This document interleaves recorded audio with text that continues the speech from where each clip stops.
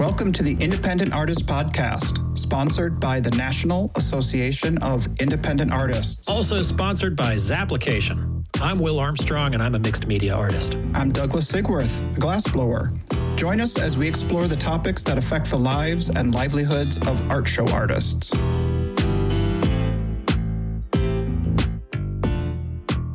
Douglas, it's great to hear your voice and start this podcast thing back again. We've had a little bit of a hiatus, but we're back at it, and welcome back to the Independent Artist. Yeah, we're back down from the mountains. We're getting oxygen back to our brains again, so it feels pretty good. It was good to finally meet you, to actually sit in your booth and hang out and talk with you and your lovely wife, Renee, and actually get to see you face-to-face in human being form.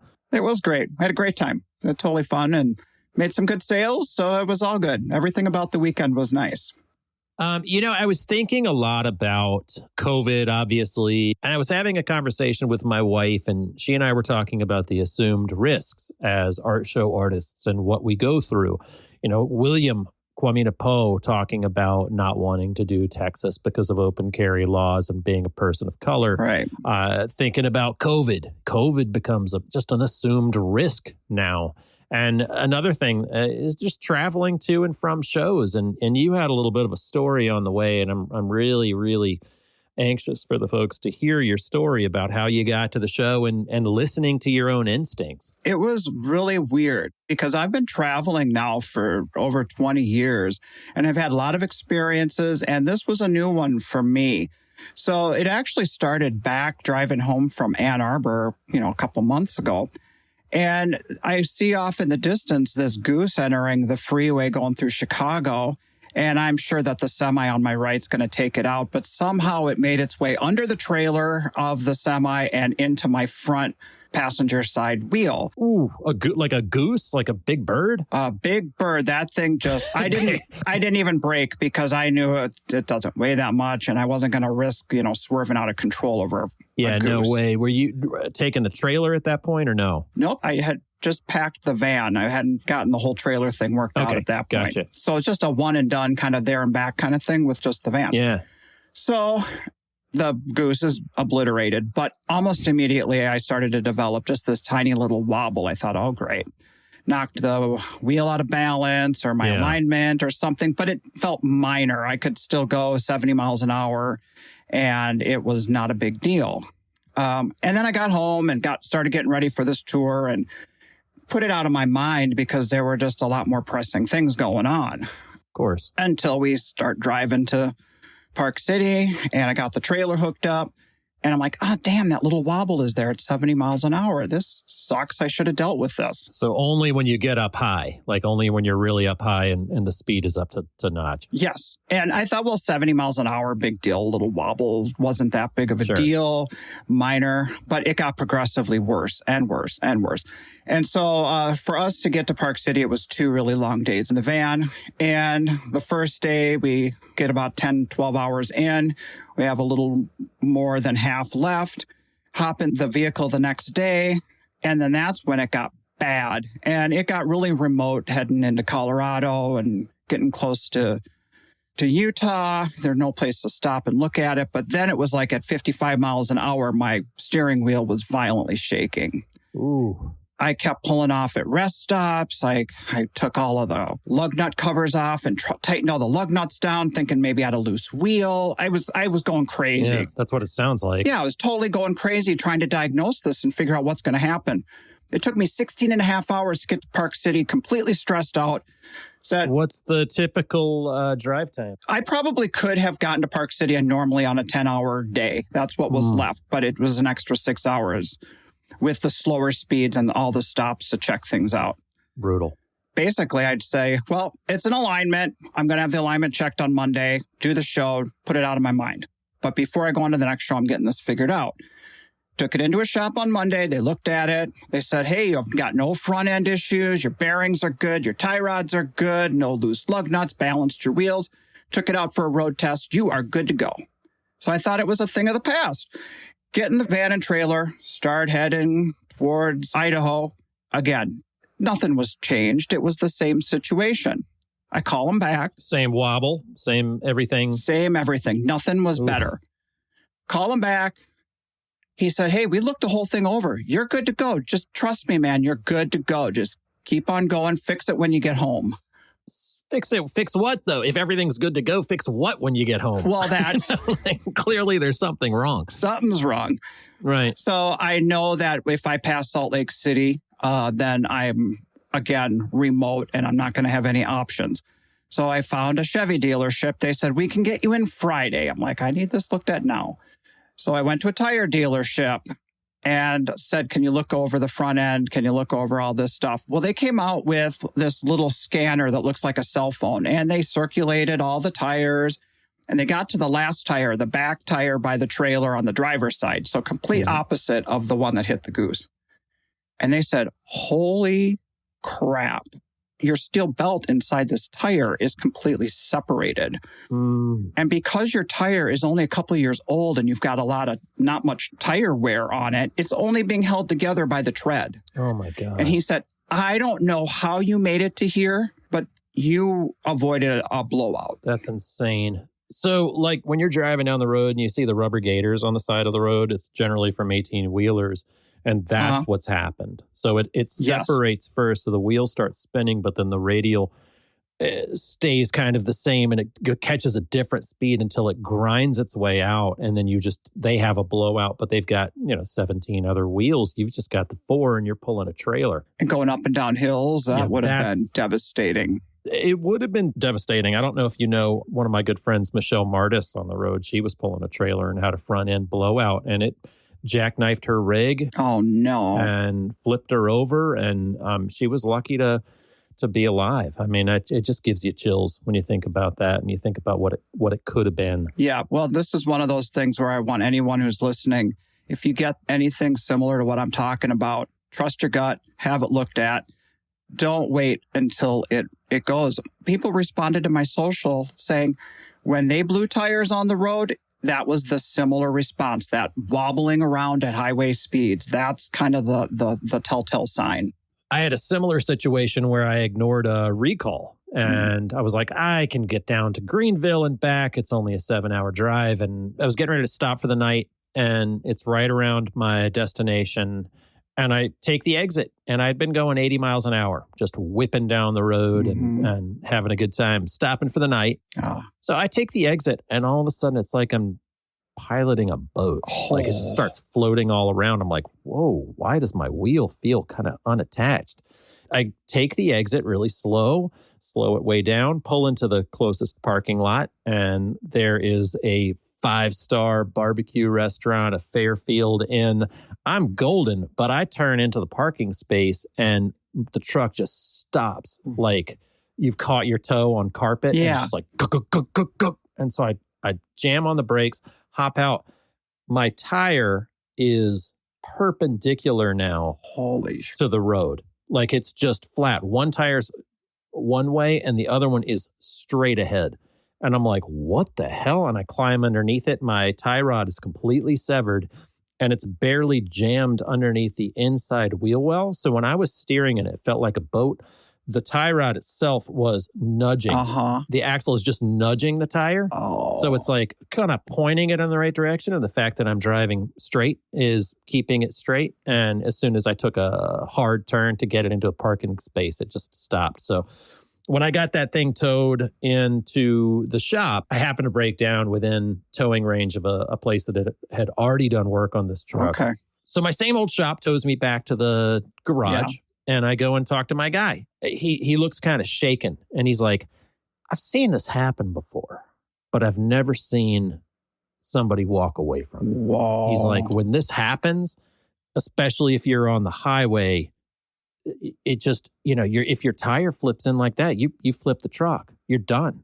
And it was like, yeah, I mean, like the luck that we have, assuming the risk, assuming this goddamn risk that we do, driving to shows, driving anywhere we're going to go. And I'm happy doing that. I'm happy assuming the risk. I'm happy assuming that the tire separations, idiot drivers, people texting while they're driving in order to get to shows. This is all part of it. It is part of it. It is. Yeah. This is all part of it. And now wearing masks and getting to shows and doing whatever you have to do in order to get the show, in order to get the permit is part of it too. So, last episode, we were having a good old fashioned rant about the non-vaccinated and the kind of the surge that's coming back. And I still feel that way. That's not any different. But I guess I'm a little bit more okay and on board with, you know what, if we just have to put that cloth back on our mouth to keep the shows going so we can keep the people coming out, so we can keep people wanting to buy our work, it's like, I'm not going to complain about that aspect of it. Maybe like I sounded earlier. I'll do whatever the show asks me to do, and I'm not going to give them a hard time about it because I know they've already gone through the hoops in order to get their permits. But I'm going to do some complaining. Like this Lollapalooza, if you look at the reports, and everybody at Lollapalooza had to be vaccinated, and it is not showing to be a super spreader event. Okay. Being outside has proven to be fairly okay. Yeah. And then again, I'm not a scientist, but these are the reports that I've read that being outside is a lot safer than being inside as far as this virus goes and as far as spreading it. So I do think that it's ridiculous, but I understand where the shows are coming from and where they're at in order to make it happen and in order to make people feel happy. Take Armonk, for example. Armonk is going on into September. Just got an email. They are requiring that artists wear their masks during setup, during show hours, and during breakdown, and also show proof of vaccination. And the way I'm looking at it, I'm like, look, it's a privately run event. That's your event. That's your rules. I want to go to Armonk, so I'm going to play by your rules. Am I happy that I'm going to wear their mask during setup and breakdown? No, I'm not happy. Yeah. It's a huge pain in the ass. Well, maybe for them to be able to go on with the show, that's a requirement that was imposed on them. So it's like, okay, give them a break. Let's just do it. I know we just dropped off the van and trailer in Portland because we're doing the Pearl in a couple of weeks and flew home. The minute we drove into Oregon, it's mask mandates everywhere. So anyone who's going out to do the Pearl, plan on going into hotels and gas stations and rest stops and all the stuff, restaurants, you're going to have the mask on because all the signs say masks required in order to enter. So they're really on top of it. The way I feel about it, this is the way I feel back to Armonk again. It's your show. They are your rules. This is an unprecedented time. And if you want to do it, that's what it's going to be. And again, I don't have to be happy about it, but in order to participate, that's what we're going to do. That's fine.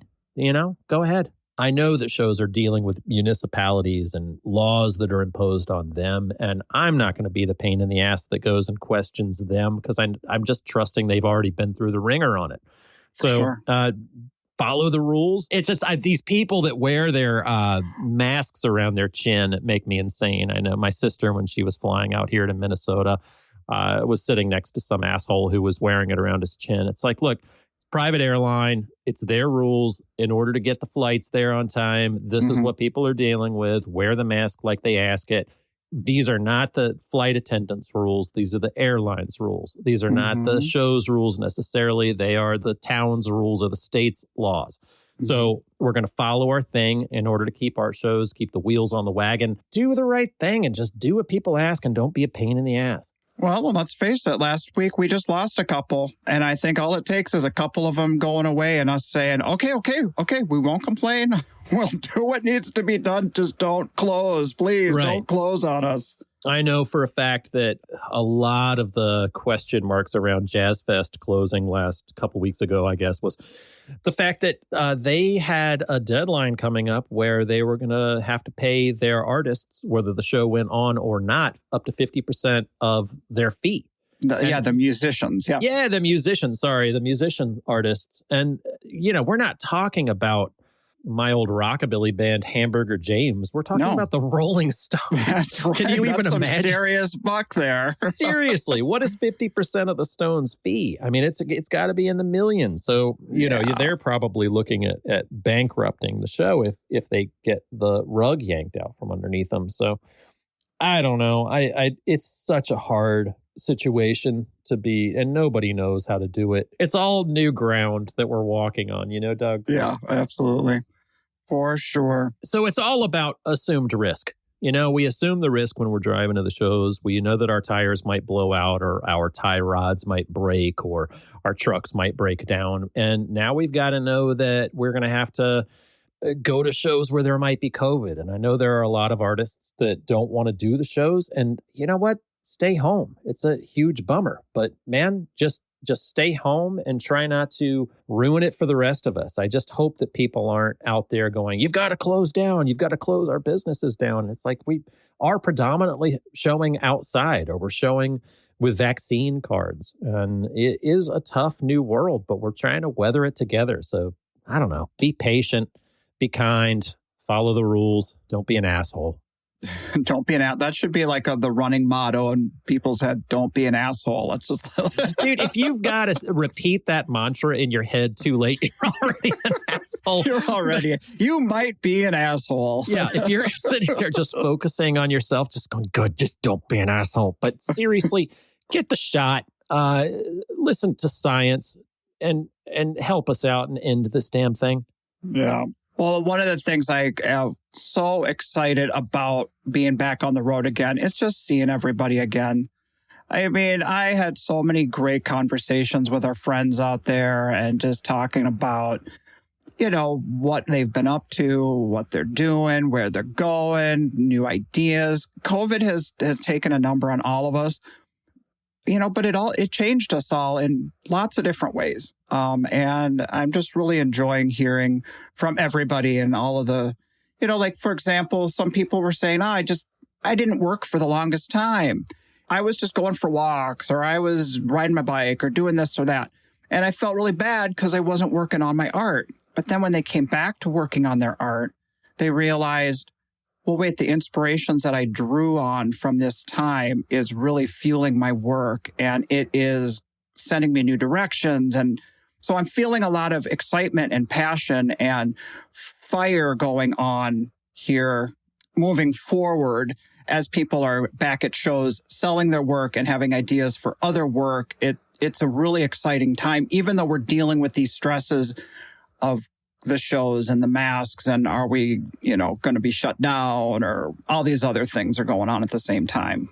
I do feel that, and I had a lot more optimism going into the beginning parts of my shows, and I'm starting to feel that same wet blanket kind of creeping in, and it does cripple me. And I was having such a productive time getting ready to go into these last two shows, and I was super happy with the way my booth looked, and I had just like. I was like, this is everything I want to show. It's all the different stories that I want to tell. And I was really happy and getting ready to I do have kind of a narrative in my booth and in my work. For sure do. Yeah, I love it. Thanks. But parts of those stories are gone. And I've got to replace those parts of the stories with different images and different pieces. But I'm getting back and man, I was back in the studio and just this impending doom of it just feels like the beginning of 2020 again to me. And I just started slowing down. But that's a social media induced thing. I have to take breaks from it because there are a lot of people sitting home with their phones professing their worries and their concerns out there. We really just need to keep ourselves positive and motivated and excited and enthused. So that's my advice anyway. Well, thank you, Ted Lasso. I appreciate that little kick in the pants. It's a way to stay positive. High five, tree.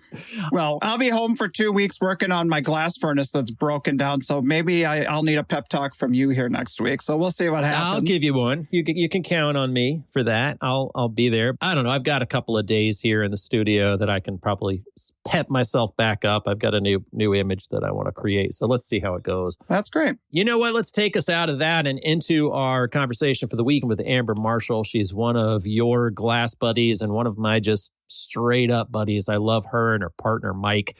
And it always brightens my street if I know they're close by. They're hilarious people. I'm glad you sat down with her and talked about her because I would have just sat down and made fart noises into the mic.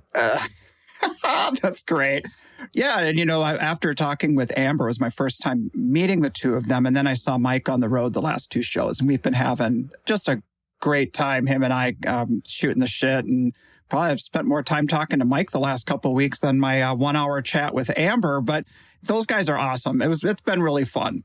And it was really fun talking about our medium, the medium that gives me such enthusiasm and passion. Well, the passion is what we all kind of strive to have as the backbone of our art career. And it's a talk. It's not a glass talk. You do nerd out a couple of times with a glass talk, and that's no big deal. But we can all relate because we can all relate to, I don't know, the passion of our own careers. Well, the thing I really wanted to share about this particular story, and bear with me here, this is a little bit of a story, but when I started glass blowing back in 93, that's when Chihuly was exploding on the scene and Chihuly started becoming a household name. Don't you have to say it like Chihuly? Chihuly. Anyway, he's hanging his chandeliers over the Venice waterways and throwing floats in the canals and everything. That's when he started really exploding on the scene. Right. Which is, it's like he exists as kind of a rock star in your field. He's a rock star, but he's also a little bit of a Guy Fieri of blown glass. Well, what people might not really know is that, okay, so he is the face of the American glass movement. You know, contemporary American glass started about 2 decades earlier than that's when it kind of started. But it was in the 90s when Chihuly met Lino Tagliapietra from Italy. And Lino brought all of the trade secrets from Venice that were family secrets handed down for generations. And it was their partnership that made contemporary glass what it is now. What it was the technique combined with this almost Renaissance-like creativity and passion. And even though Chihuly gets the notoriety and the name recognition, Lino is really the driving force behind the technique and the skill. So my point to this long-winded story is that glass partnerships are vital in our business and our line of work. And I'm so grateful for my partnership with Renee. There's a lot of great husband-wife teams out there. You've got Mike and Amber, Paul and Carol, Jeremy and Chelsea, Jim and Renee, Karen and Angelo. We push each other. We create together. We physically need 2 people to do and execute the work, but also having a second set of eyes for designing the work. It's really important, and it's really, really great. And I feel really honored to be working in this medium. Yeah, that's really interesting. My wife and I sat down and talked about art partnerships, and they exist in glass. They exist in lots of different other ones. Like there are true partnerships all up and down, and it's cool to see them. Sometimes those partnerships are relegated to a supporting role as opposed to the front line. Chihuly is the Mick Jagger, and the other guy who I've already forgotten his name. Lino. Yeah, I forgot. It went into my head again. But you know what I mean? It's kind of like you've got the front line rock star, and then sometimes you have the behind the scenes artist, and they are just as crucial. You know, I mean, Genna is just as crucial as the front of the painting that Signy does of the Gruschenko's work. So it's interesting to see those partnerships that happen. Well, why don't we jump into this and get to hear a little bit from Amber's voice about how her and Mike work and a little bit about how she got into this. Perfect. Let's do it. All right. Here is Amber Marshall. This episode of the Independent Artist Podcast is brought to you by Zap, the digital application service where artists and art festivals connect. Douglas, I'm thrilled this week that we are being sponsored and supported by Zapplication.org. It's great that they appreciate what we're doing. And I appreciate what they are doing, basically because I feel like I'm an intensely lazy man. And they make the entire art show process, signing up for shows, a lot easier. You know, they just added that tagging feature so that we can mark what shows we're trying to build that perfect tour. We can keep an eye on when the deadlines are to make sure that we kind of line our shows up the way we want them to go next year. Or you can write whatever you want on it. You can write, hey, this show sucked last year, but it had promise. It's going to be exactly what you need it to be. And I appreciate that extra bonus feature. Yeah. I'm excited to welcome to the Independent Artist Podcast, Amber Marshall. Amber is based in Spruce Pine, North Carolina. However, she strongly identifies with her roots as a Midwesterner. She comes from people who are stubbornly independent, who made things both out of necessity and for fulfillment. The kind of physical work that gets your hands dirty, and leaves you exhausted at the end of the day. Amber has been representing and selling her glass at fine art festivals for several years, jurying into top shows and garnering many awards along the way. Her most notable distinction is the inclusion of her work in the 2021 Toyama International Glass Exhibition. She has quite a busy schedule, so we appreciate her taking the time and spending it here with us today. Well, hey, Amber, welcome to the Independent Artist Podcast. Thanks, Doug. Thanks for joining us today. This is fun. Yeah, thanks for having me. Nice to meet you. Nice to meet you on Zoom. So it's embarrassing to say we've been in the same orbit for 10 years and this is the first time we've met. So well, it's hard, if someone's not your neighbor, it's kind of difficult to get to know someone. You can't be farting around outside your booth too much, even though I'm very guilty of that. Well, yeah. And how often do they put two glass blowers side by side where you can sit and chat the whole weekend? Exactly. Yeah. So did you keep up the same crazy blowing schedule over COVID, or was it just when you felt like it or needed to? Well, we were at La Quinta when the shit started hitting the fan. Yeah. And we were driving home as things were shutting down. Okay. So the furnace was on. We were ready to roll. And when we got back and we started realizing nothing is going to happen, we tried to maintain a schedule and take a new approach. We're just going to make stock. We're just going to make sure we have plenty of stock for when things do start to open up. But at some point, when you have so much stuff sitting around in totes, it's what the fuck are we doing?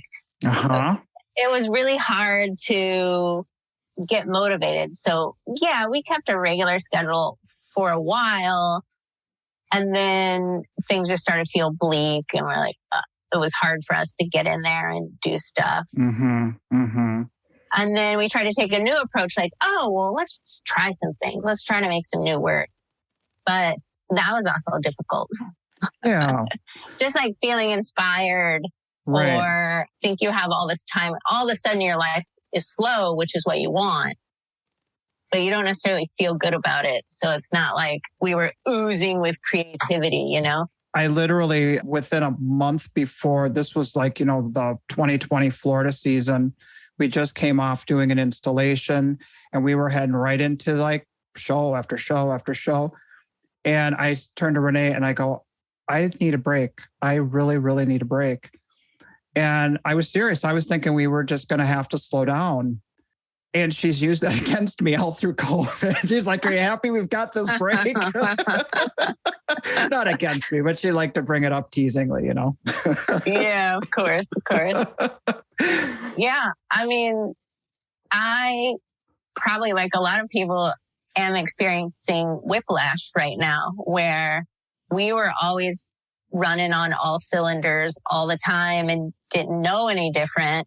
And then when the brakes were put on, and we realized how fast and how hard and how awful we were going. It's oh, okay, I don't think I can or want to return to that pace. I'm with you. Totally. It's not good for me.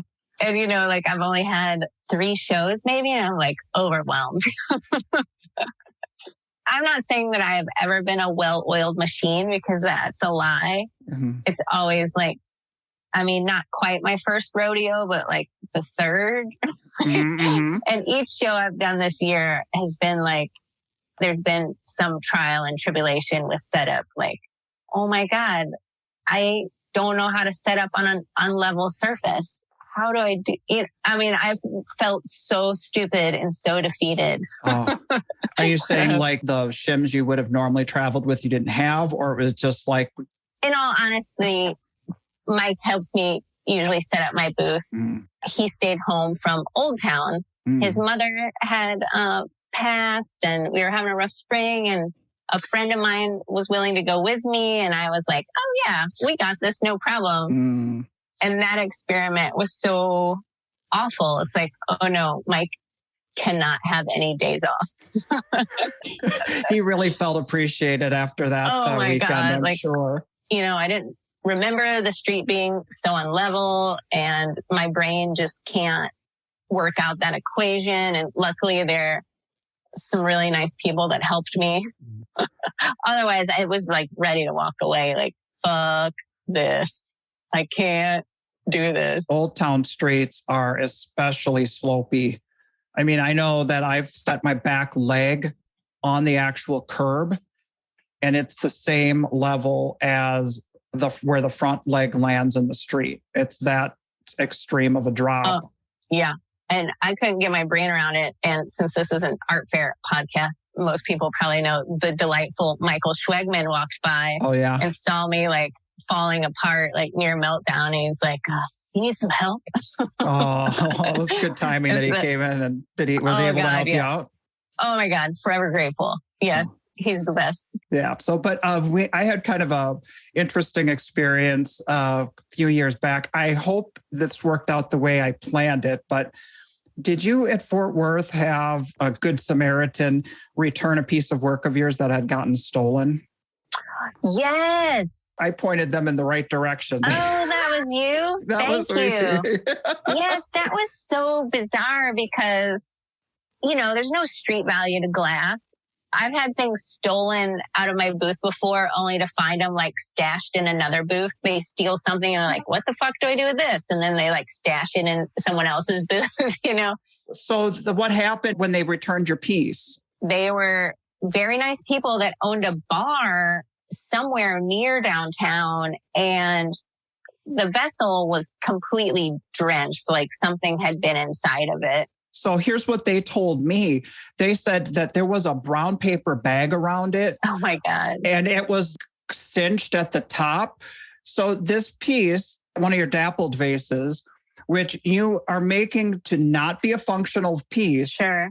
They made it functional. They actually probably drank liquor out of it is what I'm guessing. Well, as long as they didn't pee in it. I mean, I think I eventually ended up selling that piece later on, not at that show because it was pretty beat up. I had to go home and fix it up. Oh, did it get scraped up? Yeah, that the acid etched surface. So it doesn't have to be babied, but if it gets scratches, you gotta spruce it back up. So who knows? But I was shocked that anyone would steal those. What are you going to do with that? What are you going to do with that? I do feel that way with blown glass. It is unusual for us to ever have theft. Not that it doesn't happen, but things don't usually walk away as if, we were jewelers or something. Mike actually had a little vase stolen at Winter Park this year, if I remember correct. He makes these sweet little cane bottles, and he had them out on a front shelf, and he went back and he was like, where did that piece go? I didn't sell it. Wow. So crazy.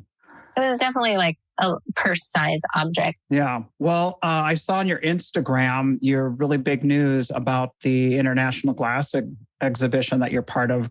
This is put on by Toyama Museum of Glass. Mm-hmm. And they also have a fairly prestigious glass-blowing institution attached to it. And it's a triennial. It's an international competition. And I happen to have some glass-blowing friends that are guest instructors there for 3 years. Another husband and wife glass-blowing team. Cool. And she was encouraging me to apply. And I was like, I don't know. Yeah.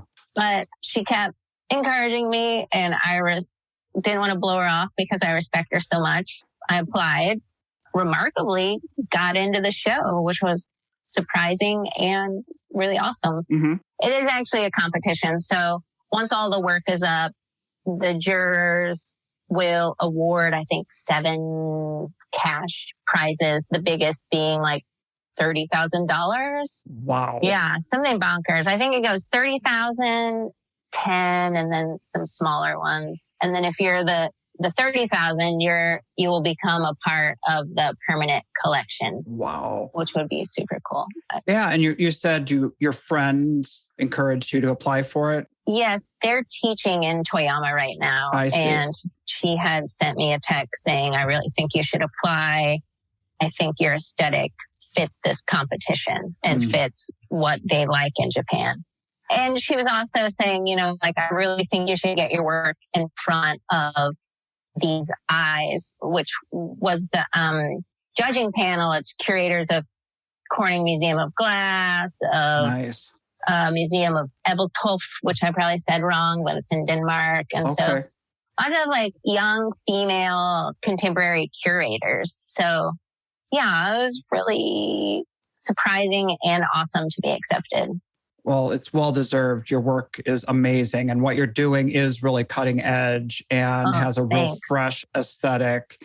And I was excited when I saw that on your Instagram. And it was kind of cool how you did the scroll, and then you kind of scroll down but it's like, what is she showing us? What is she showing us? And then we see her work. It's like, whoa, it was like a big reveal. It was super exciting. I do so little on Instagram that I feel like each post needs to, not that was like a great post or anything, but I do so little. Every time I do something, there's a lot of pressure. Like, oh, this better be fucking good. Like, you never post, so at least post something interesting or what you think might be interesting. I never know. The whole Instagram thing is new to me, and it's a whole different market than Facebook. And that's what I've been using for years. And I'm learning from Marjolin Vanderhart, who did our second episode talking about marketing your work through social. And it feels like I'm so out of touch with knowing how to do any of it, but I don't know. I am also very out of touch, and I know that it's an incredible tool to use, but I just can't do it. I don't know. I'm just like, haven't been able to jive with it. And I actually hired someone last summer to sort of help me work through that. That's why there's as many glass posts as there are now, but I was kind of a bad client. Right, because it seems like we're used to using it on our own, kind of like what we like to look at, personally and professionally. But when we try and use it as a means to represent our work, it is almost, we have to take our personality out of the whole thing and create engagement with our work. But then the thing that drives us all crazy that, well, how many people engaged? It can send you to the nut house. Yeah. It doesn't feel like a healthy arena for me as an anxious person. And also, like, I never joined Facebook for that reason. Like, I knew that I couldn't. At the time, I thought, oh, I can't handle this. I don't think I should dip my toes in this. But then, Instagram's the same for me. I want to get more comfortable because it's ridiculous not to use it. Yeah, and using it in the right way and all that kind of stuff. It's a learning experience. I admire all the people that can and do use it to sell work and promote shows. It's like, it's such a skill. And I don't know why I make it so hard for myself. It's like I'm always tripping over my own feet, or like, I don't know why I make it so fucking hard for me to just do it, Post you're going to a show, post you got an award, like just, it's not that hard, Well, I wonder, this is going to kind of jump a little forward in some stuff I've read about you and did some kind of a little bit of the research or the deep dive into what you have out there. And you talk a lot about how coming from the Midwest really affects your relationship with glass, and you really identify with being a Midwesterner. And I'm also from the Midwest. I was born and raised in Iowa and moved to Minneapolis, and I'm in Western Wisconsin now.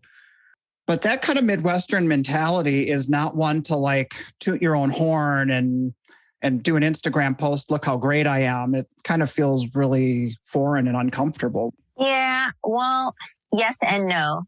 I think that there's also some personality traits in there that squished in with the Midwesternness. Okay. So, yeah, I don't know. I'm sure there's something to that. That's the other thing that I don't even understand about being Midwestern is like, what can I attribute to my geographical upbringing and what is actually just me, So, I'm with you on that.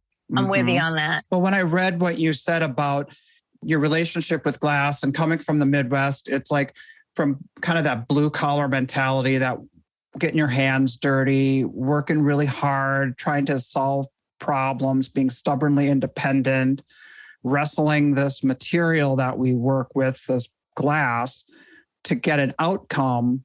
And at the end of the day, we've just been run through the ringer, and you kind of feel like, okay, I've accomplished something today because my body is wiped out. I'm tired. You know what I mean? Yeah. I am very attracted to that quality of glass blowing. A little bit less so as I'm getting older, but that's what brought me into it at first. And I'm also attracted to like backpacking for days. It doesn't sound like a vacation for a lot of people, but I like it when it kind of hurts a little bit. And then when you're done, the pizza tastes the best that you've ever had. And that kind of thing feels rewarding for me. If it's easy, I'm usually not that interested. Oh, okay. Do you have an athletic background? Yeah, actually, I grew up playing volleyball and basketball, and played volleyball almost year round on travel teams and stuff. I found that a lot of my friends that are glass blowers are clay artists. Grew up as athletes. Have you found that? My wife and I have different connections to glass for different reasons. And she comes to it because of being a soccer player.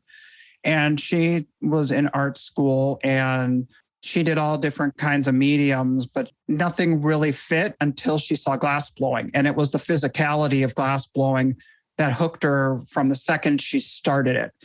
And so I've always thought there is kind of a draw to people who are in athletics, because we're like, doing one thing with one hand while we're working with the other hand, and we're moving through space, and it's a total dance. The glass is moving and we're moving, and it's a coordinated kind of thing. And also, one thing that I think about is that I spent most of my childhood and teenage years doing practice and skills. Like you go to volleyball practice and you do the same skill over and over and over and over and over and over again. And then you finally see some improvement. And that's the exact same with glass blowing. If you want to learn how to drop a blown foot, you do it for 3 hours for weeks, and then even then you might still suck, but it's still... Right. Or I think about when we try and experiment with new work, and you take that time, let's say we're going to set aside a week or 2 weeks, and you think, okay, well, this is plenty of time to work through it. And you try some experimental stuff and you look at it and you're like, this is like student work. You know what I mean? Until you've refined it, there is that muscle memory of doing things over and over and over again before it can kind of become second nature. It's funny that you say that about student work. And since this is about art fairs, I'll bring it back to an art fair. But I started making some new vessels. I guess it was 2011. I maybe got into some art fairs I shouldn't have. And my work was okay, but it wasn't refined. And, years later, I'm still going to the same art festivals.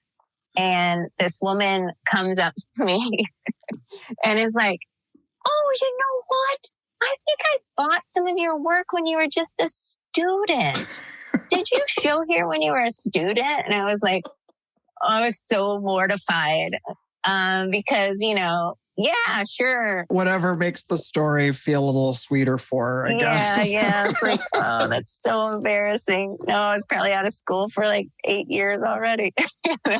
I am totally positive that she wanted to create a story around it, and she realized it had been a long time. And if you've been doing it for this long, it must have been like when you were just a little kid, just started blowing glass or something. Yeah.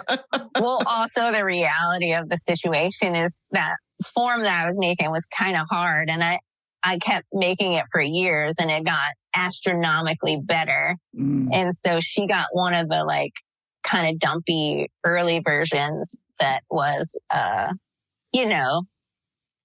So she gave her honest feedback. Yeah. And I can't blame her. She's not wrong. She's definitely not wrong. But it was just like, oh shit,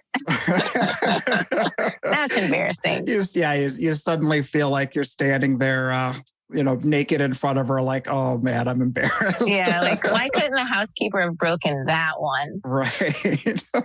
But yeah, you didn't start college with the intention of being an artist. You started in a different field. Yeah. As we mentioned before, I come from a blue-collar family. My dad was a mechanic, and then he sold his shop and bought an auto salvage yard. Okay. And so my brother went to college. My eldest brother went to college, but he had to drop out. So I was going to be the first college graduate. Okay. And in my family's mind, you go to college to jump up a level, like you go to be a fucking doctor. You go specifically to be an eye doctor or a pharmacist is what I was supposed to do. Right. It's supposed to be like an economic jump forward. Because otherwise, like, why are we putting all this money and effort into it? Mm-hmm. So that was the original intention. And then I went to college and quickly fell in love with sociology and was a sociology major. And I don't know if you've done this with your kids or if this still exists, but there used to be this like chart of like, if you're a sociologist, you make this much money a year. And if you're a blah, blah, blah. And so when they saw what a sociologist made for the year, they were like, what? That's it? You're going to do what? And so then when I totally shifted gears and decided to become an art major, it was even more of like a, what the fuck? What? So not super excited or supportive of some decisions I was making, but they've come around to it. Right. And so the college you were at, was it like a hometown college or did you travel somewhere to go? Oh, I jumped around quite a bit. God, we're going into the weeds, Doug. Okay. So, I got into a really good school called Wake Forest University in North Carolina, and I had quite a bit of scholarships, and there was a lot of pressure for me to stay there and do well. I got there and I hated it. I came home Christmas break and I told my mom I hate it. And she's like, too bad, you're staying. So I went back and like, I was barely there a week and I call her and I'm like, I'm dropping out. And she's like, well, don't come home. Whoa. Well, don't come home. You've got nowhere to go.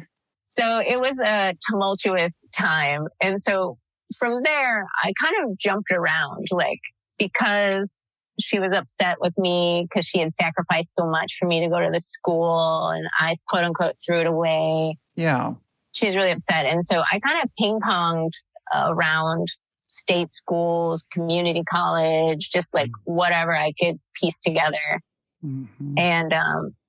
And, you know, I was taking acting classes and sculpture classes. Are you kidding me? You have a theater background too? No, but I was convinced I wanted to be a soap opera actress because I thought like, that looks so fucking fun. Like you just go to work and act stupid all day. Like I want to do that so bad. And so I took a couple of acting classes and the first audition I went to, I don't even know if I waited in line. I don't remember if I did the audition. I just quickly realized like, oh, you don't have the guts for this. That dream is over. You're not going to be on Days of Our Lives. Uh-huh. You're not going to die 9 times. You know, that's not what's going to happen for you. But I was just trying out lots of different things. That's good. That's good. And then, so what led you to picking up the blowpipe for the first time and starting to work with glass? I saw an exhibition at the St. Louis Art Museum of Chihuly, actually. Mm-hmm. And go figure. Yeah. What do you know?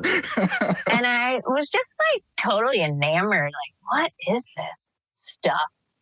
And I was actually at the school in Chicago at the time, University of Illinois, and I went to the library and I just started getting all these books on glass blowing and trying to figure out like, what is this? How do you do it? I don't understand it. Wow. And I was trying to find places to do it. There weren't any glass blowing studios in Chicago at that time because of all these ordinances from the Great Chicago Fire, blah, blah, blah. Mm-hmm. And so I found Southern Illinois University in Edwardsville, which was next to my parents' house. And I could go there for nothing. It was a 400 level art class. So I called the instructor and I was just like, I don't know. I was in 100 level art and I begged him. I was like, please let me in. Mm-hmm. And he did. Mm-hmm. And it was awesome. And I was able to pick up tons of blow slots. Like any slot that someone didn't want, I would just pick up. Right. Even if it was like, I don't know. I was just so into it so fast. We were the same way. It was like we were working a full-time job in the hot shop, just getting our hands dirty, learning how it worked and, you know, what glass at 2,100 degrees was like versus when it gets to 800 degrees and falls on the floor. You know, you learn those those parameters and those thresholds of what you're working with, and trial and error, tons of trial and error. Oh, yeah. And the program, I mean, I don't even think you could call it a program. The school I was at, the older students taught the younger students. Mm-hmm. So my mentor, and this won't mean anything to other people than glass blowers, but my mentor was teaching me how to put a jack line in with a file. And I was like, I don't know much, but this seems wrong. Oh, it is. It's like you sometimes you get people who don't know much in positions of teaching, and you could be spinning your wheels for years.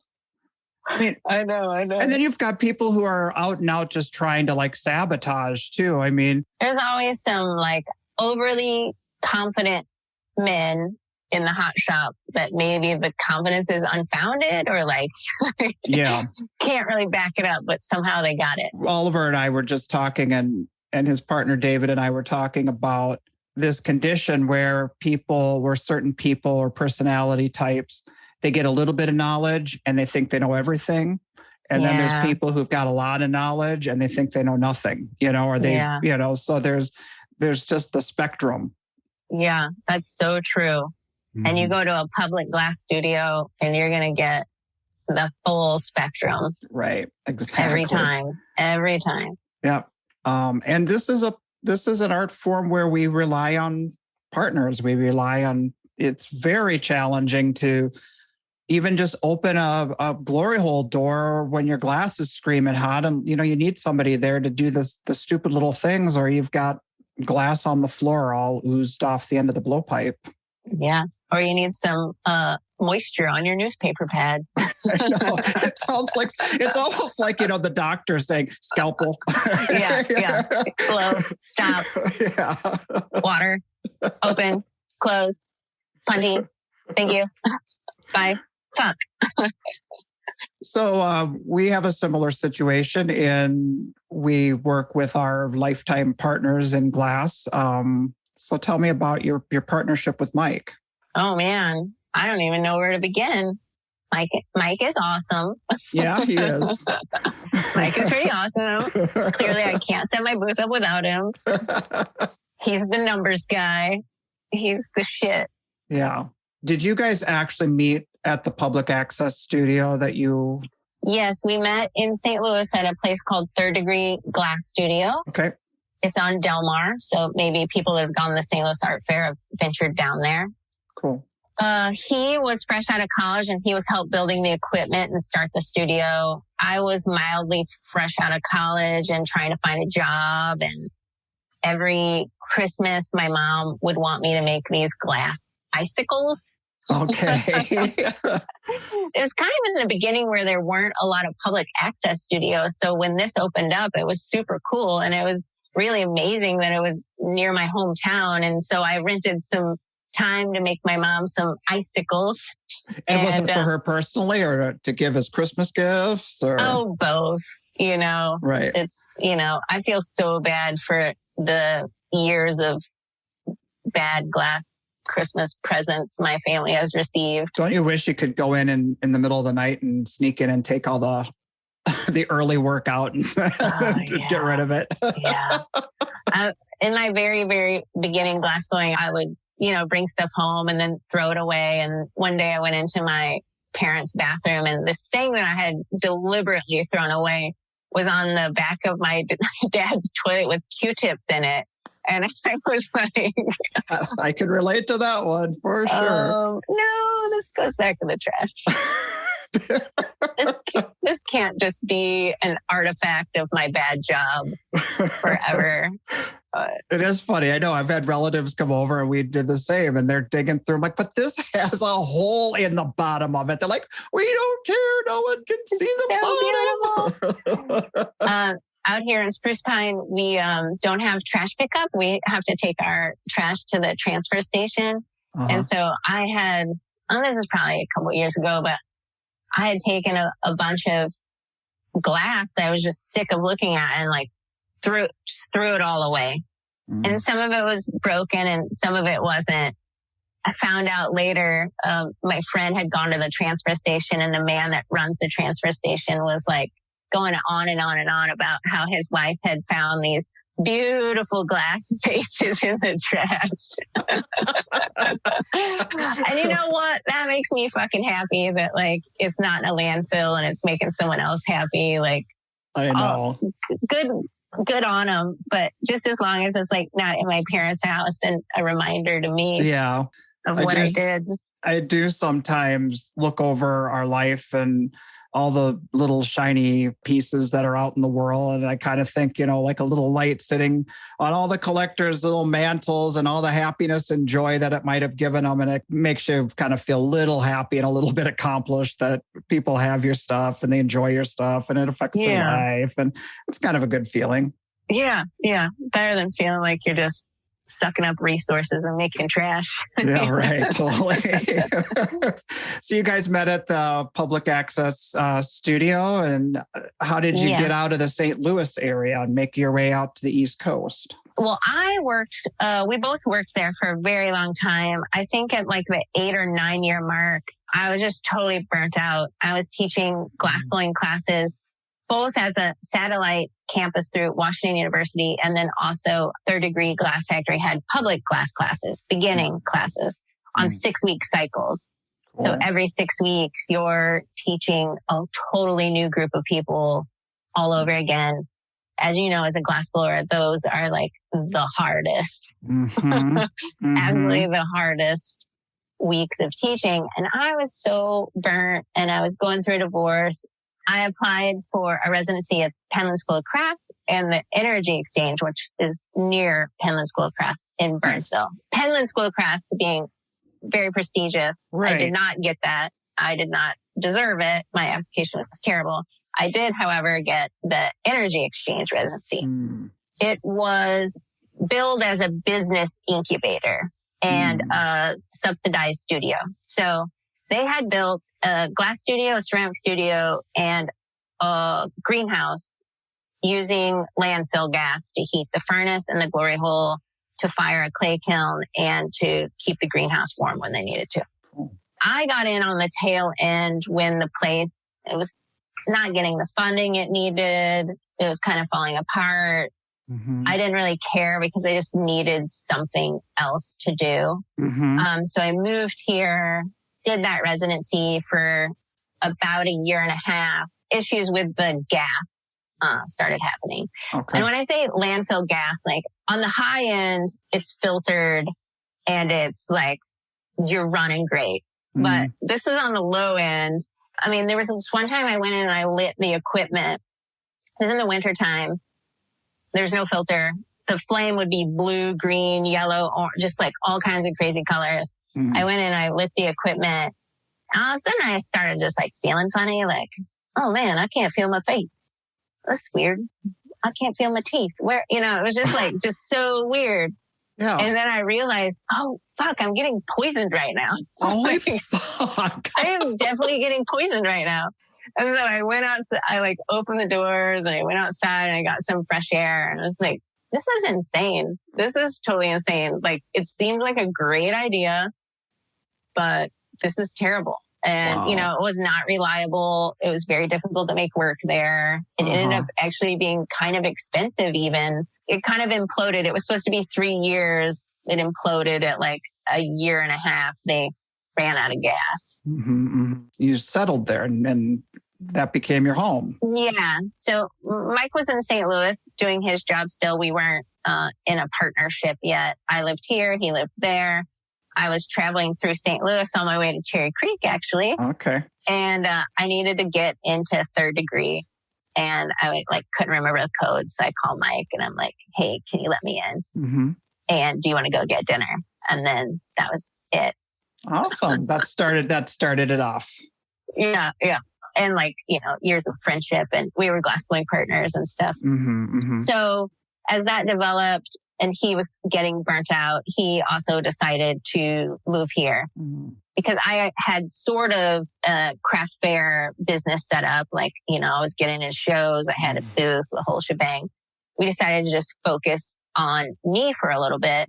I don't even remember how long that period was, maybe like a year and a half, where we just busted ass, made so much of my work. did tons of shows. And then once that became stable and we were like making a little bit of money and became comfortable, then we took the time for like, okay, now we need to develop your side. Like, what do you want to make? Right. So he took, I mean, it was really cool of him. He took a backseat for a couple of years and just helped me like get better and smarter. Well, he wears the smart pants. Are you saying to get you into the marketing arena where you could have a place to sell your work? Is that what you're saying to get better at, or just the whole thing?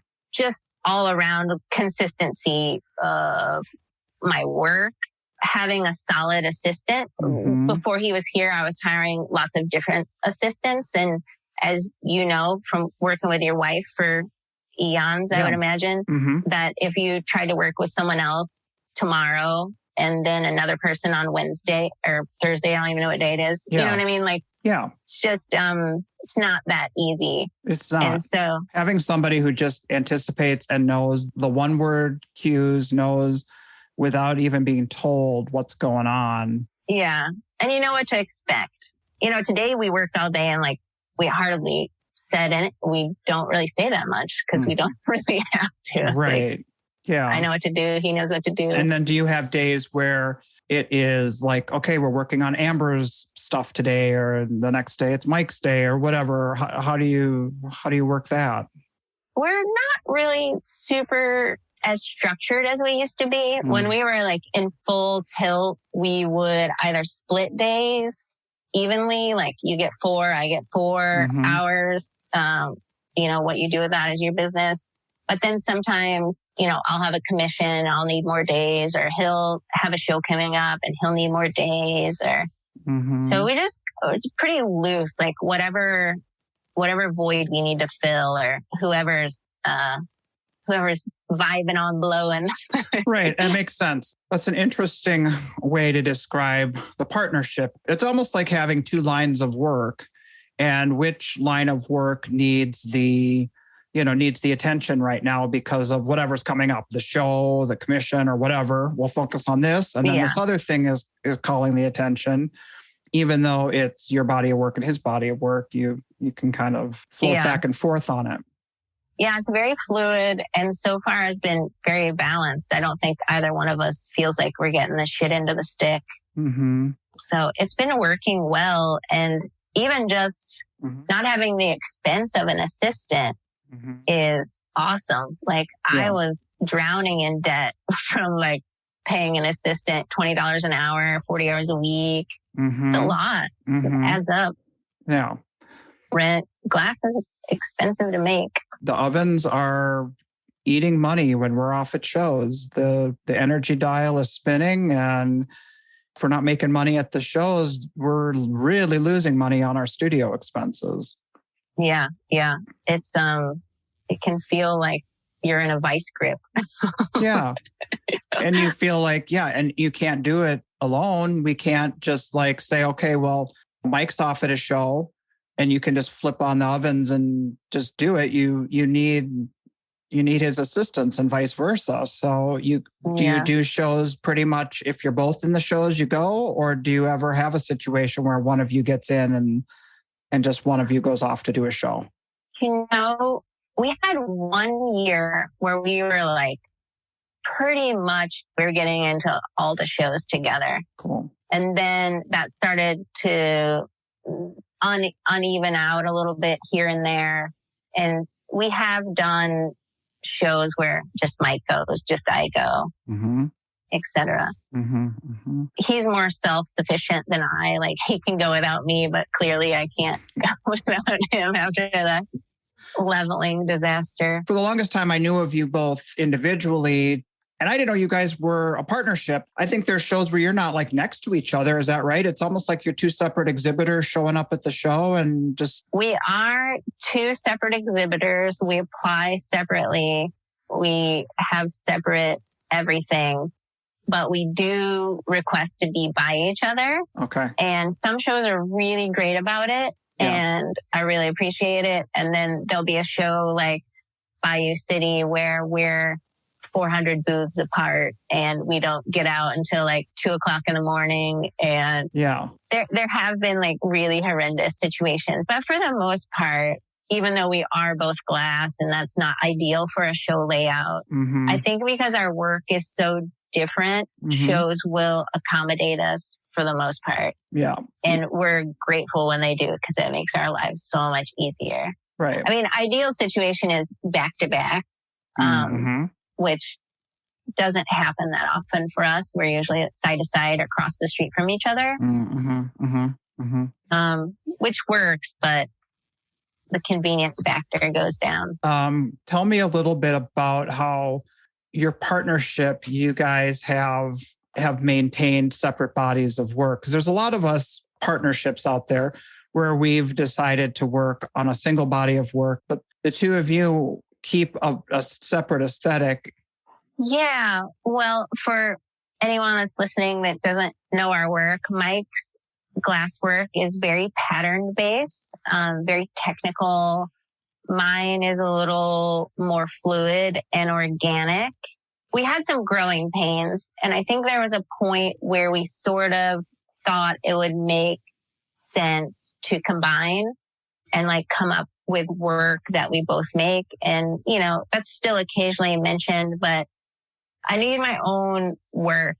And I don't know, I think it's probably me more than him that's like saying, keeping it separate.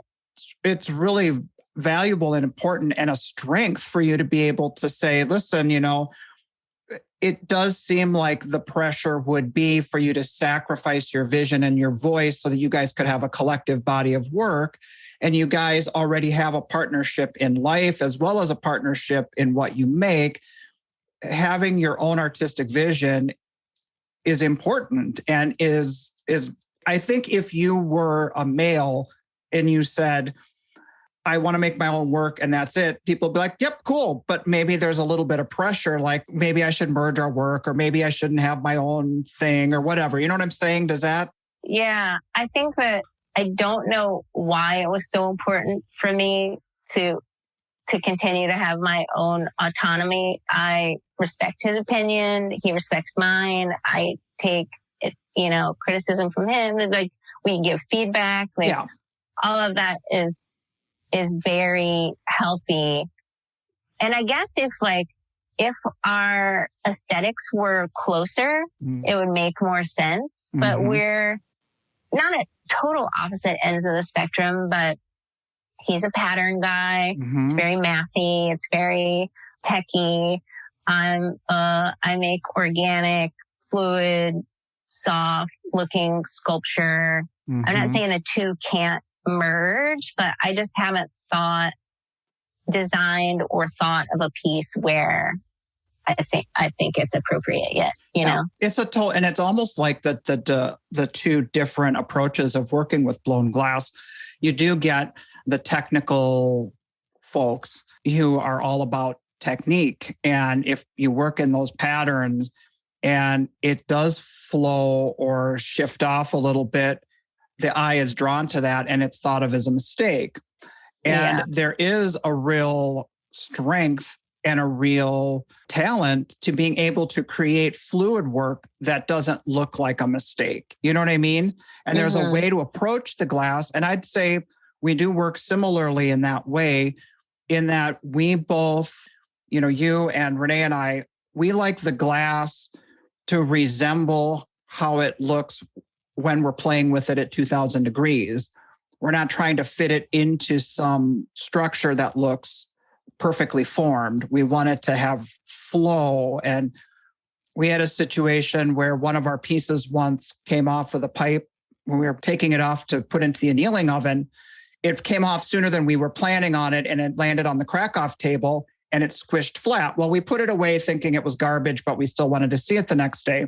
And it was from that point on, this particular series became a flattened oval series because we liked how it flowed and what it did. And we worked with it, and that's the direction that we went with it. When people see the flattened oval in your booth, I don't know exactly what piece you're talking about, so I don't mean this in any insulting way, but when people come into your booth, do they say, oh, well, isn't that a happy accident? Did you do that? I get that all the time about those poof wall sculptures that Really? look like deflated glass. Really? Yeah, Huh. people say that often, like, oh, this was a mistake, right? I love your poof series because as a glass worker, that shriveled look, that inhaled kind of like a deflated bubble or something. It looks fluid. It looks like it's moving. It's alive. And that's what I love about that series. Oh, thank you. Appreciate that. But no, I guess maybe because I know how glass is, I'm actually surprised that somebody would walk in your booth and make that comment like they thought it was an accident or a happy accident. Oh my God. You would not believe the things I hear. The first time I'm like making poofs, maybe second. I don't know. Don't quote me on that. Uh-huh. But I make these white poofs and I'm like, I like these. These are great.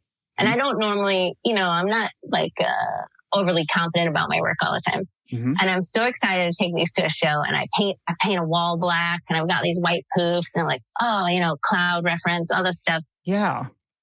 At Fort Worth, and that show, it's just like millions of people, like all day, every day, from like Thursday to Sunday, walked by and said, those look like deflated breast implants. Those look like deflated breast implants. Oh, boy. All day long from 10 a.m. to 9 p.m. or whatever the fucking time that show closes. It was like grandmothers seeing it to grandchildren. Like, you're kidding, across the board. That was just the... Yes, all day. And I was like, Mike, hey, serious design flaw. I've really fucked up here. I have designed deflated breast implants. Well, how did you get past that? How did they get to where they are now? Well, they look the same. And I started to think that it's a Rorschach test on the community. Yeah. Because you go to other places like Artisphere and Greenville is like so sweet. And they're like, oh, these look like beautiful clouds and jellyfish. And it's just like a total different reaction. But also I think that context matters. So instead of white on black, which I thought was pretty simple, blue and gray, those references aren't as strong. Yeah, that's a good point.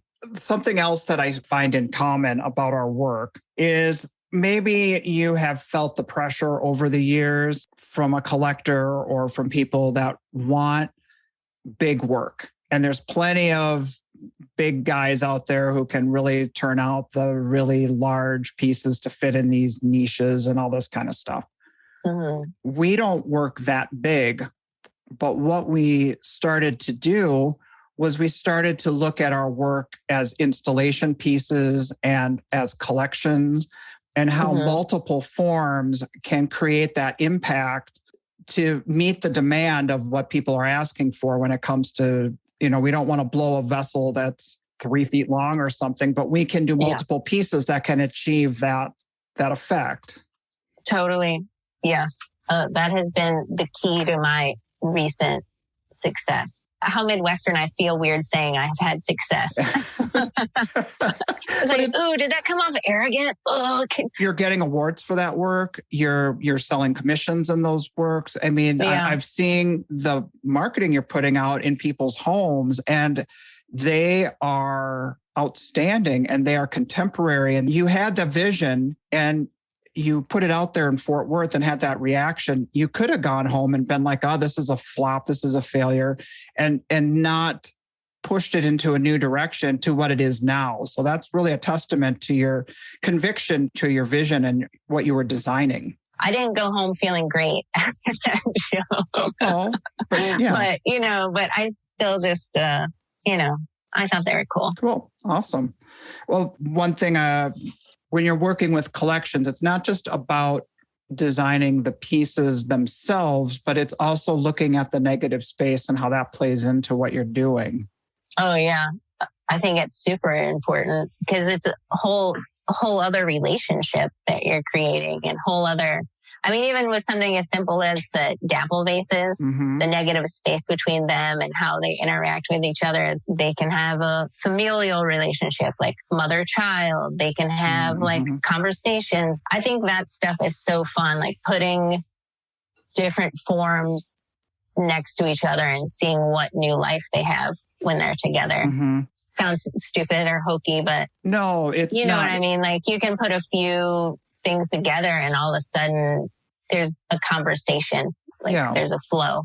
I do remember the standards with applying for shows where it would say, you need to have one piece per image. Oh, yeah. I've gotten in trouble for that. Oh, well, I was going to ask about that because we had been designing collections of pieces. It wasn't like we were making a table full of tumblers. You know what I mean? Where it's like a product shot. It was like these 3 specific pieces are interacting with each other and it is a piece. Even though they're 3 whatever parts, they are a whole.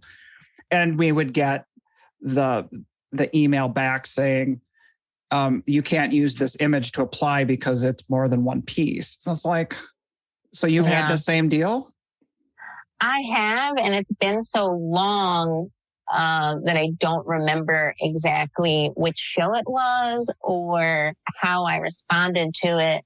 But almost all of my images have multiple pieces. Yeah. But yeah, I guess I've gotten away with a little bit of murder there. That's a whole other beast, is applying for shows and having people really understand what the work is and all that. Tell me about what's the name on the wall pieces that you're doing with the cane work and you're folding them over to look like the stringers. Those are called gather studies. Uh-huh. When I turned 40, here we go, Doug. Here we go. When I turned 40, I was like, you know what? I want to get some sort of prestigious residency. And so I started applying to some residencies, Corning Museum of Glass, blah, blah, blah. Okay. Didn't get them. Okay. Got my feelings hurt. Okay. And I was like, you know what? Fuck it. I'm going to have a self-funded residency. All right. Like days that we didn't have scheduled to blow, I would go in by myself and just do whatever I wanted to do. I didn't have to worry about, is it saleable? Is it going to match someone's sofa? Right. I just went in and had some fun. And out of that, it was a necessity that I had to make them myself. I needed to be self-sufficient. Uh-huh. And so the gather study is everybody can make stringers and you can make hundreds of stringers in a day. And then from there, the possibilities are endless. Wow. And so I just started toying around with that. Yeah. And I really love doing them. I'm excited about them. I have big ideas to push them further and bigger. Yeah. The problem is they're not great for art fairs. They're super fragile. It's not something that you can set up easy and take down. And you don't want lots of fingernails clicking on them. And you don't want. So you have people tapping on your work with their fingernails too? That drives me nuts. Oh, all the time. And you know what I have done, which, the old pros already know this. So you're going to be like, oh, Amber, duh. I don't sit in my booth anymore. I sit across the street like all the old pros do. Okay. And whatever happens in there, happens in there. It's like they want to tap some stuff. They want to lick it, whatever they want to do. It's going to happen. They can say whatever they want to say. I don't have to hear it. When I see someone look serious, I go in. Yeah. When I don't, I don't. And it has saved my sanity. Okay. Oh. It's changed my show life for me. All right. Cool. We don't make enough time to do what you did with getting into that series where you just say, this is some time. I'm just going to play and see what comes out of it and give yourself just the time to experiment. I know that on your Instagram, you showed with how you put them in front of the glory hole on the plate and you pick them up and flip them around and make them real taffy-like. That process video is super interesting to people who don't know how glass actually works when it's hot like that. So it's pretty cool. Yeah. One of the things that I want to do is get more process heavy information in my booth and on my website and on Instagram, because I think if you just look at my work, it can come off as pretty simple visually. And I think that once you see how it's actually made and how tedious it actually can be, that maybe it'll bring a different level of appreciation. Now, will that equate into sales, I don't fucking know. But I know. I always feel like the grass is always greener. I feel like if we make, and when I say simple, I don't mean easy, but I mean a simple aesthetic where it's like, when you look at it, it's not like all the bells and whistles and the wraps and the this. And then I feel like that maybe isn't appreciated for what it is. But then when you do all the other stuff, then it becomes all about the tricks and the technique. And then you wish you could do the more simple, elegant stuff. So, I mean, it always feels like the grass is greener. Yeah, totally. I think with my work and the aesthetic being clean and fairly minimal, that can be brushed aside. Like, oh, you just put scrunchies on the wall. Oh, you just are those blue noodles? Oh, you just popped a milk jug. You know, like all these references that are very banal and pedestrian, and like the visual references are not great for me sometimes. And so I need to figure out a way to communicate to people better. Like, oh no, it isn't just like, right. But that's when it's just like 5,000 steps to make this one little scrunchie. You know what I mean? Yeah, but I mean, part of it is we're in front of the masses. Yeah. And so there is a huge amount of people walking these shows that aren't even coming to buy blown glass sculpture for their walls. So they just are going to say whatever stuff comes to mind and move on. You're right. So anyway, I don't want to end this talk without the issue of representation. And that, you know, that's a really big topic. And when we think of glass blowers over the years, it is a pretty male-dominated field. And I think it is awesome that you are on an upward trajectory. You're at the top of your game. You're making some awesome work and getting into great shows. Have you had any experiences that seem like being a female glass blower that have been struggles for you? Well, first of all, thanks for all those nice things you said about me. Oh, yeah. that was nice. I'll keep you around, Doug. I'll come sell your work. How does that sound? Yeah, totally. Please. Someone else should do it. I just bumblefuck through it. It's another one of those subjects that, like, it's so vast. Yes. Like, and I've had really terrible experiences and I've had really great experiences. I get that this topic it's hard to kind of pin down because there are so many little subtleties along the way. And even when I see stuff, because my wife is a glass blower, like when the customer walks in the booth and her name tag says artist, and they'll look at her and they'll say, "Are you the wife?" And she'll be just like, "Are you serious?" Yeah. People think of the glass blower as male. And do you ever have that experience? Oh, for sure. Mike looks very much not like anyone that could be named Amber. And in my booth for the longest time, it doesn't exist anymore, but I had this, huge vinyl letter sign that was my name. Mm-hmm. And, like name tag, his tag would say assistant, the whole shebang. Mm-hmm. They would come in and compliment him on his work. They would talk to him. Yeah, it certainly has happened at shows for sure. Mm-hmm. But, when I've talked to other artists in other mediums, it also happens everywhere. So really? I'm not sure. It's specific to glass? Like a painter would even if they're... Yeah, it's happened to... who was I just talking to recently? I'm sorry, I have the memory of a fucking gnat, but I have talked about this with other people. When you go through your art fair complaints, like, oh my God, can you believe this? Right. And I'll bring that up like after a day of it. Like, can you believe that so many people think that this 6'1" scruffy man is named Amber? Like, how does that make any sense whatsoever? Right. And then I will be shocked to hear the counter stories like, oh yeah, blah, blah, blah, blah, blah, blah, blah, blah. And I'm sorry, I don't have any specifics. But right, yeah. So it is across mediums. I think so. Yeah, we certainly get that. And then also like Mike is the muscle in our duo, right? Mm-hmm. So I am making larger work because Mike moves it around on the heavy end. Like I literally physically can't do it. So he is very responsible for the larger work. However, I'm still a part of it and I still do it too. Yeah. And so it is insulting when people come in and they think that he made the big stuff just because it's big. And it's like, yes, I couldn't make it without his strength for sure. And his skill, obviously, he's highly skilled, but like, I still made it too.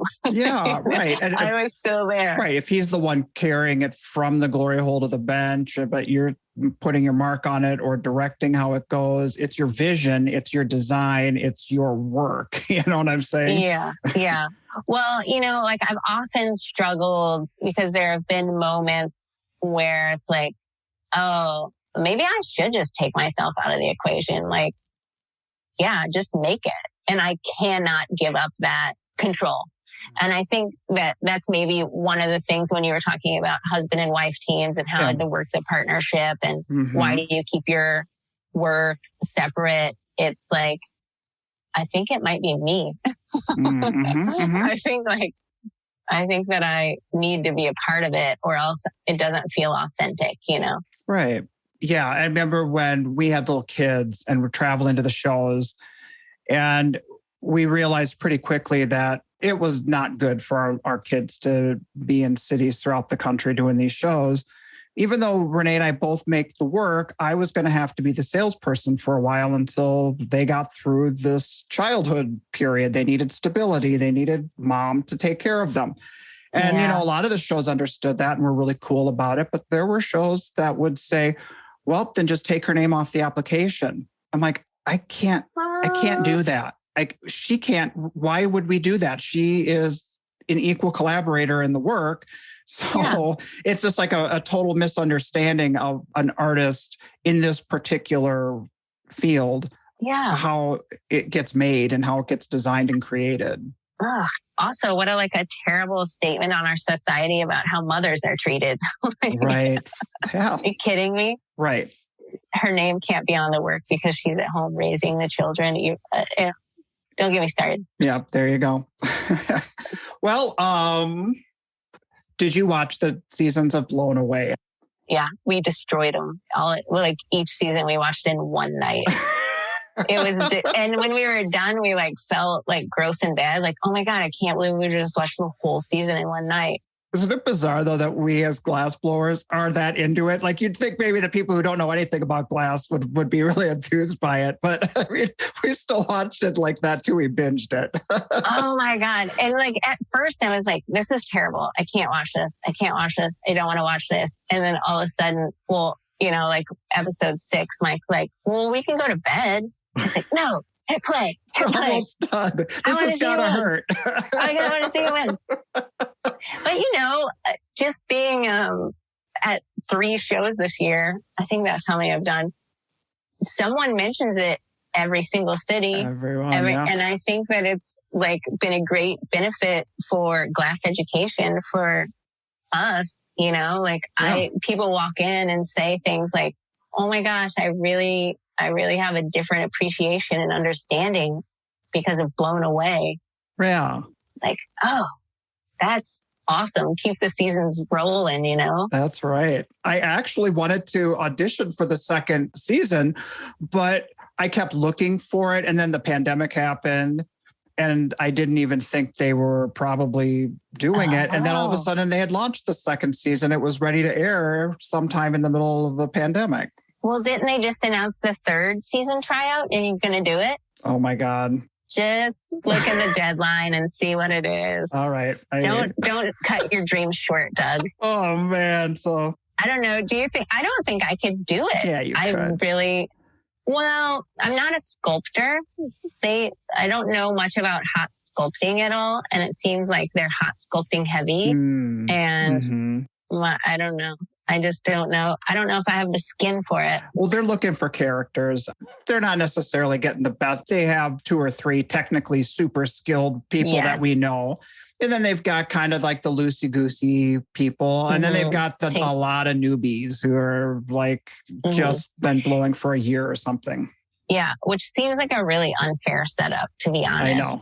When you get a badass glass blower in there and then someone that can barely, it's just not even fair. Like I knew on season 1, it was going to be the 2 finalists. It was going to be Deborah and Janusz at the end. I mean, he just knew it. Sure. Would you do it if there was a couples version? Because we've had people try to encourage, like people have encouraged us like, oh, you should apply. And I'm just like, absolutely not. Unless there's a couples version. Yes. And then maybe. I think I'd be more inclined to go on Survivor than Blown Away. When Survivor first came out, I was convinced that I should be on Survivor. Serious? And this was like 20 years ago? Yeah, I'm like watching it with my family. My family are like very loyal Survivor watchers from the beginning. Okay. And I was like, oh my God, I need to be on this show. And everyone looked at me and they're like, you would be the first voted off. Like, you're like, there's no way you would make it. And I think it's because like, I don't like being cold, hungry, or uncomfortable. So there you go. That's the whole show. Amber, this has been so much fun. Thanks so much for joining me today. Thanks for asking me. I'm honored. I don't know if I spoke of anything of interest or not. Yes, you did. Or said anything clear or intelligent. But you did great. There you have it. Thanks so much, Amber. Yeah, no problem. Thank you, Doug. All right. Tell Will I say hi. Will do. Talk to you later. Bye. Bye-bye. It was an interesting talk you just had. Douglas, thanks so much for sitting down with Amber. Amber, thanks so much for joining us on the podcast. It gives us a little bit more insight into what it means to create and to create your own vision, sometimes with a helping hand. Yeah. Well, I have to say, Will, I did it. Amber encouraged me and I applied for Blown Away. Shut up. The glass show on the reality show. I did it. I submitted my application. She said, just do it, Doug. Just do it. So I did. I pulled it up and I'm sitting on the couch watching TV one night. I pull it up and I look and I see the deadline is in like 3 hours. I'm like, damn, nothing. That's like awesome. Make the decision and do it. I submitted it. Haven't heard from him yet, but we'll see what happens. Yeah. If anything this year has taught me is just jump in. Don't think about it. Just fucking do it. Just do it. That's inspired. Amazing. You know what? I believe you're going to get it. It's going to be great. I really hope that'll happen. We'll see. We'll be podcasting while you're on. It'll be fun. I don't know. But either way, it's exposure. It's exposure no matter what. So we'll see what happens. What channel is that on? It's Netflix. Okay, sweet. Yeah, there's 2 seasons already out there. And it's basically, for anyone who doesn't know what Blown Away is, it's Top Chef for glass blowers. So check it out. You might be interested in how glass is made. Yeah, I nerded out on that knife making show and the metal workers and things like that. I kept thinking I'd see somebody I know. But do you know anybody that's done the show yet? Well, I know of some of the contestants, not personally, but yeah, okay. I knew of them. And yeah, I tell you, like we said in the interview, us glass blowers, we put it on and we binge the thing. It's crazy. I can't even believe it. Even though there's so much about it that is just like for the person who has no knowledge of glass. But we still found something in it that kept us motivated and interested in it. It's a cool show. I hope you get it. That'll be awesome. That would be a lot of fun. Hey, I had an idea that would be kind of fun. Make this show a little bit more interactive. If anybody has any letters they'd like to write, just go to our Facebook page. You can send us a letter. When I used to do radio for 20 years, I would have people call in and ask me questions or send letters to the Facebook page. And if I didn't get them, I'd just answer a letter from the TV Guide. Okay, so don't make us do that. Don't make us do that. No. If you have any questions or things you want us to address, then log on to the Facebook page at Independent Artist Podcast. You can find us pretty easily through any of those. Doug is on there all the time. And as I'm trying to keep myself more positive and off social media, we'll let Doug tote that bail. There we go. Well, one last note before we sign off for today. We did have a contribution last week. Thank you to Eli Hellman for throwing some money our way. We really appreciate it. It was really nice talking to you at Sun Valley. And thanks so much for listening to the podcast. Eli, thank you so much. I hope to meet you down the road on one of these other art shows. I appreciate you very much. All right, everyone. Thanks so much for listening this week, and we will catch you next time. Sounds good. Thanks for tuning in. This podcast is brought to you by the National Association of Independent Artists. The website is naiaartists.org. Also sponsored by Zapplication. That's zapplication.org. And while you're at it, check out Will's website at willarmstrongart.com and my website at sigworthglass.com. Be sure to subscribe to this podcast to be notified when we release new episodes.